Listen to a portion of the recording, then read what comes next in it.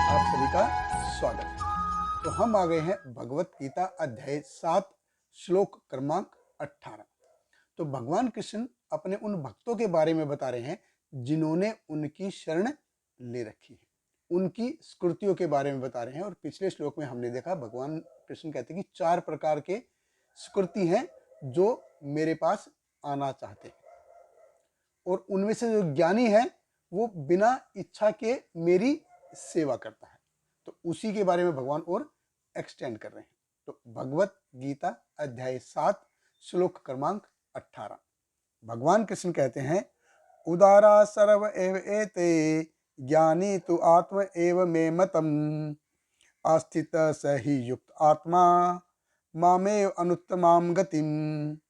भगवान कृष्ण कहते हैं, निसंदेह ये सब उदार चेता व्यक्ति हैं, किंतु जो मेरे ज्ञान को प्राप्त है उसे मैं अपने ही समान मानता हूँ।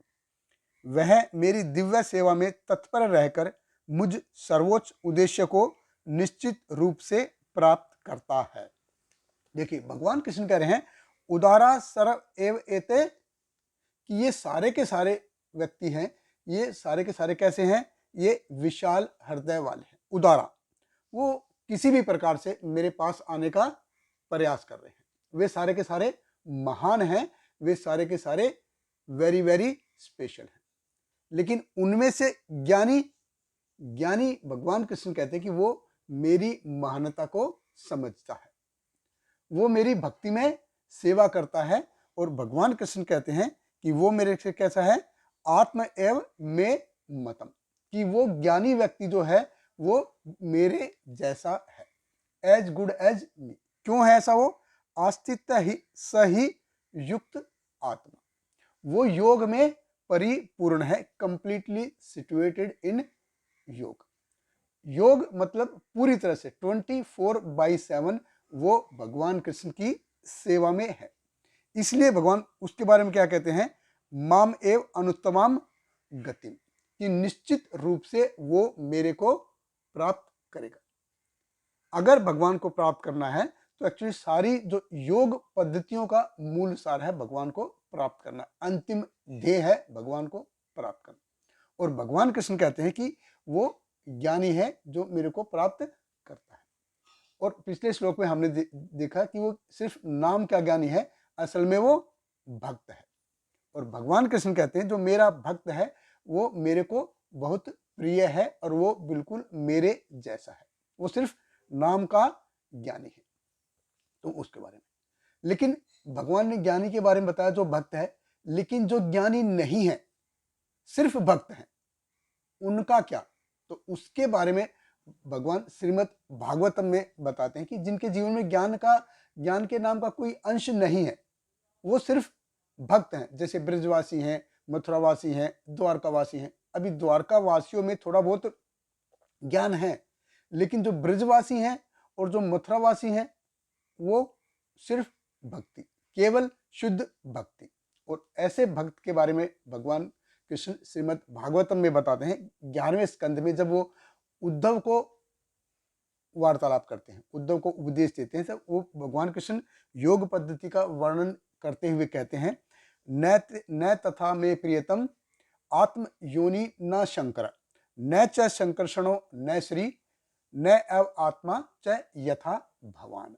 भगवान कृष्ण कहते हैं कि मेरे को कोई भी ज्यादा प्रिय नहीं है, आत्म योनि, इवन मेरे को ब्रह्मा भी इतने पसंद नहीं है, ब्रह्मा भी इतने मेरे के प्रिय नहीं है। न शंकर भी मेरे को इतने प्रिय नहीं है। न चाहे शंकर्षण भी मेरे को इतना प्रिय नहीं है। न श्री, लक्ष्मी भी मेरे को इतना प्रिय नहीं है। न एव आत्मा, इवन मैं अपने आप को इतना प्रेम नहीं करता हूं, च यथा भवान, जितना मैं आपको प्रेम करता हूं। और देखिए भगवान कृष्ण यहां उद्धव को आप कह के संबोधित कर रहे हैं कि आपको मैं इतना प्रेम करता हूं कि मैं इवन अपने आप को भी इतना प्रेम नहीं करता। अभी क्यों है ऐसा? क्योंकि उद्धव भगवान के पूरी तरह समर्पित है। तो इसलिए भगवान कृष्ण कहते हैं कि मैं उद्धव को उतना प्रेम करता हूं, इवन मैं उतना प्रेम अपने आप से भी नहीं करता।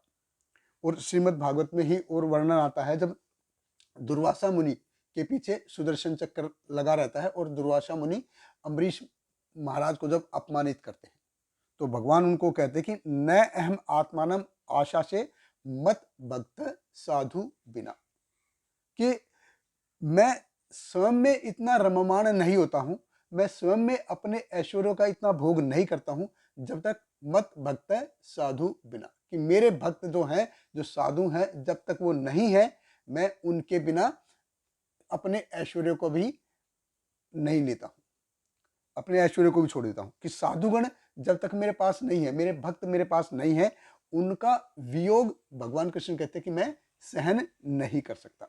मैं अपने आप को छोड़ सकता हूं, मैं अपना भगवान का पद त्याग कर सकता हूं, भगवान कहते हैं कि मैं भक्त को छोड़ नहीं सकता, उनका वियोग सहन नहीं कर सकता। इतने प्रिय हैं भक्त भगवान को, और भगवान जिनके लिए अपना पद छोड़ सकते हैं। देखिए भगवान कृष्ण यहाँ पे अर्जुन को भगवत गीता का बेस्ट पार्ट बताते हैं, जहाँ पे पूरा रस है।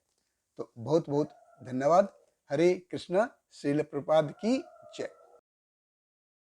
हरे कृष्णा